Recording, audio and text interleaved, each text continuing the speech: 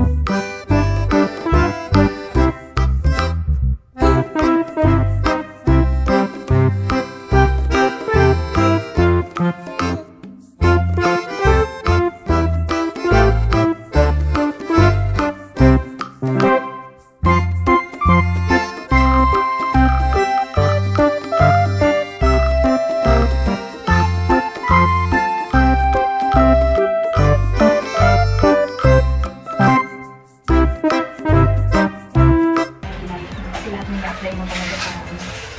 Kaya mo talaga sa racket. Dahil yan, maganda naman.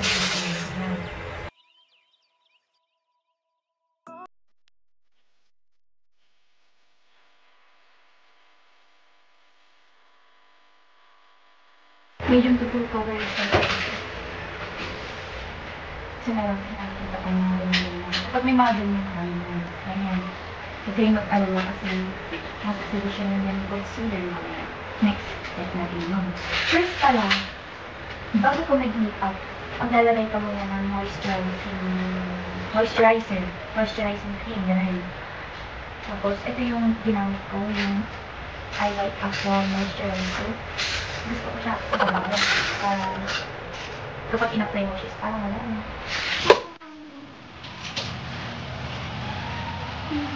Kapag maglalagay ka ng foundation tayo yan, kapag kunwari nakikita mo hindi na sila magkakilay para medyo may kalayo, ganyan, na ilalagyan mo na rin dito. Pag kulang ka, yung ganyan, hindi ka pa ulit. Kaya tig-isang pump lang mo para hindi na kaya yung kapag gusto na nagdalawa at yung pump ka hindi na rin pala nagagamit.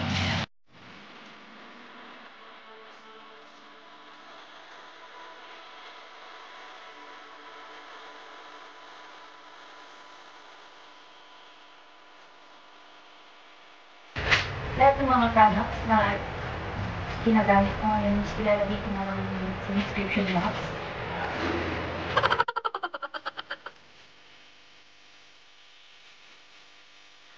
And then, next natin is concealer. Lalagay tayo dito sa under eyes. Pag lalagay din ng concealer, hindi lang ganyan.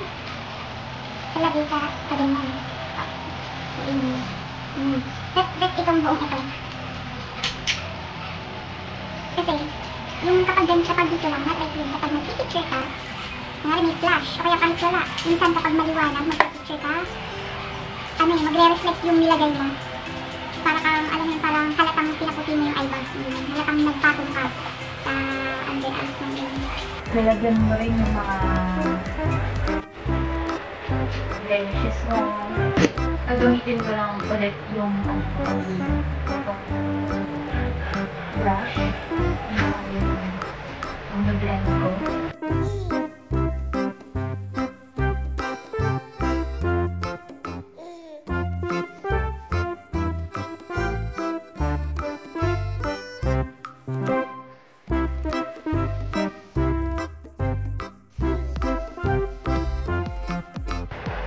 Take your time sa pag-blend kasi nagkakaroon din sa makeup.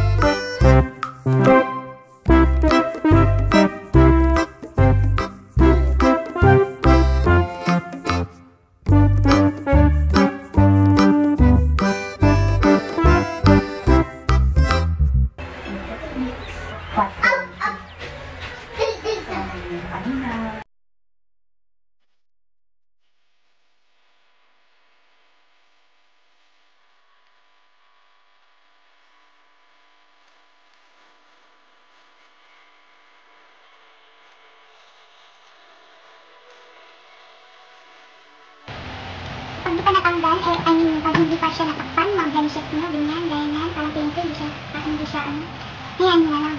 Kasi, gusto nang maintain, bigyan natin. The next step natin is loose powder. I'm going to use this Nichido final powder in creamy glow. Ayan. Itong powder brush na napakalaki. Hala ka. Ayan. Boop! Lagyan mo lang sa buong face mo.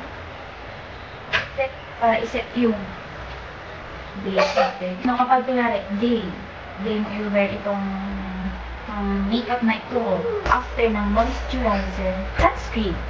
Yun. Para ma-protectahan yung skin mo against from sunlight. Ganun. So, let's mag-day tayo.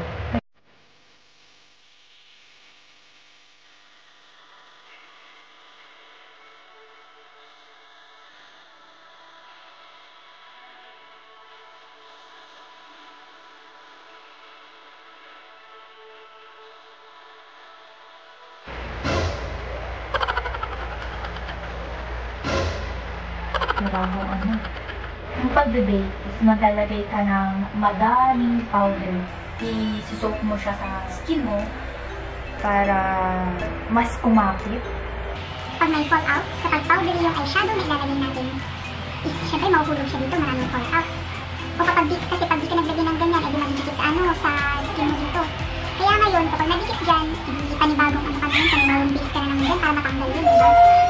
Kaya, mas maganda pag nag-bake ka, kapag yung fallout ng eyeshadow mo, pupunta dito, pwede mo lang siyang i-brush mamaya, matatanggal na. Magulo lang. Next step natin is eyebrows. I'm going to use a spoolie para i-brush yung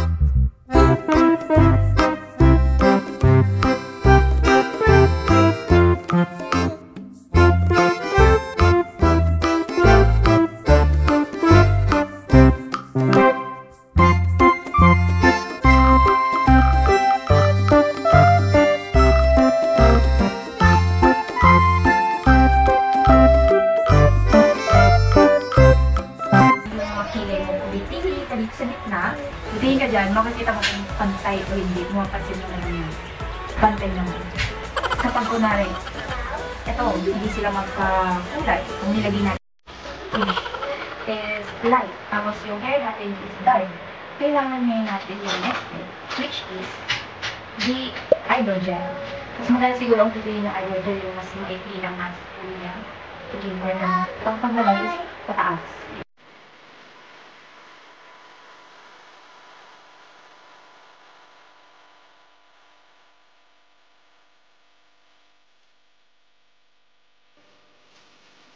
Tapos, kapag kung naroon masyadong marami na sugar, ganyan. Yung wala yung ulit-ulit, saka masyadong ulit pa kasi para matanggal lang yung, diba? Yung katuloy na. Next is eyeshadow. Oo. Sa lahat ng makeup steps, ito yung pinaka-matagal. Kung nakatagalan ko rin nakalulog sa paggawa ng mas makalimot. First, maglalagay kayo ng primer. Kung wala kayong primer, you can use the ginamit ko kaninang concealer. Gamitin ko na lang yung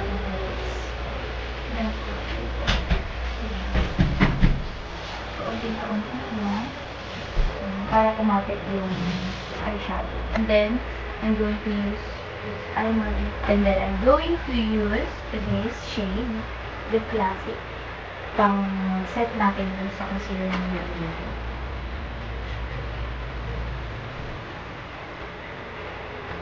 Para madali lang siyang i-blend. Naka-transition ko yung i-glaze. I'm going to use this shade pumpkin.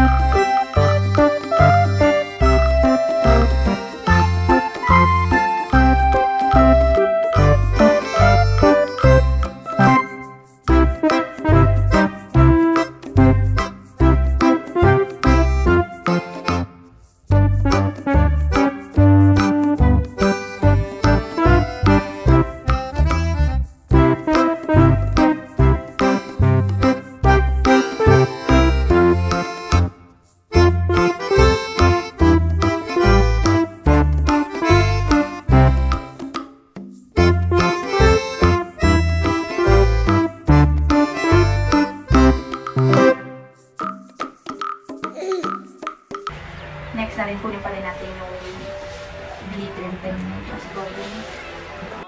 And then, kapag kunwari hindi ka satisfied sa kanila kasi nang ginawa mong eyeshadow, balik-balikan mo lang yung mga shades na gusto mo, yung mga in-apply mo, para ma-intensify siya. Next step natin, eyeliner. Okay, try to get this one.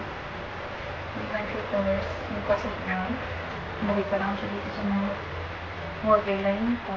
Then, nalagay ko na siya sa taas. Sa kabila. Sa outer na. So, eyeliner. Red. Chido. Ako yung hilig talaga sa even extend. Kukunin natin yung eyeliner kanina na black.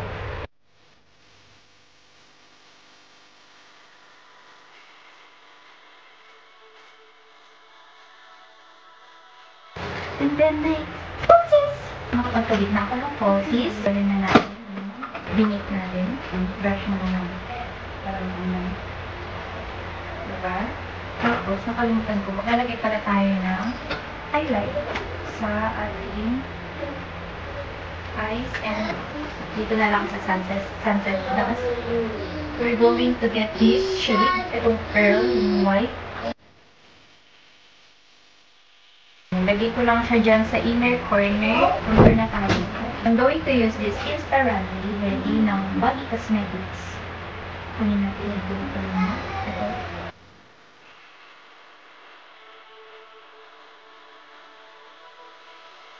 Alisin natin ang glitter.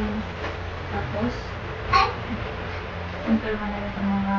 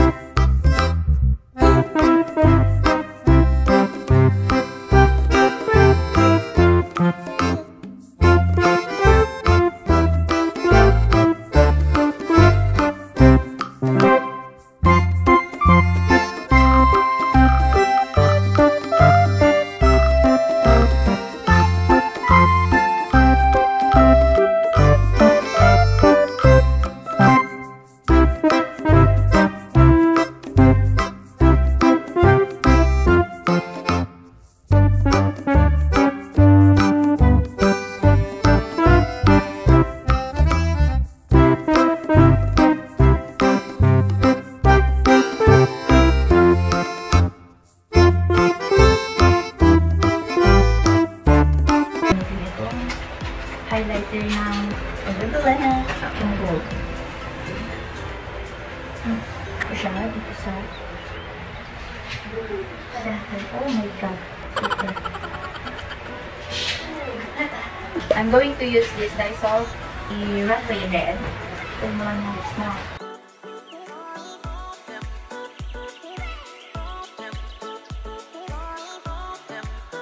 Pinakpan ko ata. Another tip. Lipstick kayo. Isang tip sa tip. You need to do this. And this will go here. Ito yung damit mo. Diba? So yung mga excess na lipstick ko, sa loob na pwede. Dito na sa kamay na. Next, kukunin ko lang ulit yung palette. Kanina, Sunset Dust. I'm going to get yung golden. Tapos, ilalagay natin dito sa center ng lips. Highlight.